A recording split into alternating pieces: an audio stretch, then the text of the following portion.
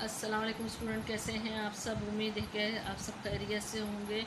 Play group आज मैं आपको Urdu page number 7 reading book मैं पेज नंबर 7 करवा रही हूँ। आपने मेरे साथ पढ़िएगा। ये क्या हुर्फ है? अलिफ। अलिफ आ अनार। क्या है? अलिफ की साउंड के आ।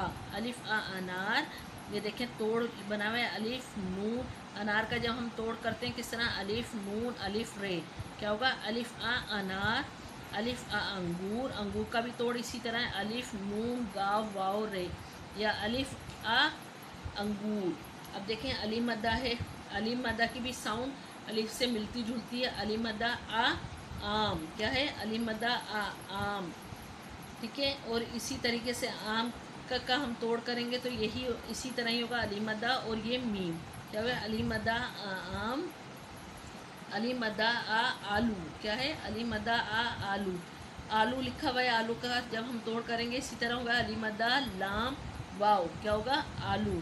इसी तरीके से पेज नंबर 7 आपने अच्छी तरह से इसको याद करना, इसकी प्रैक्टिस करनी है। Thank you.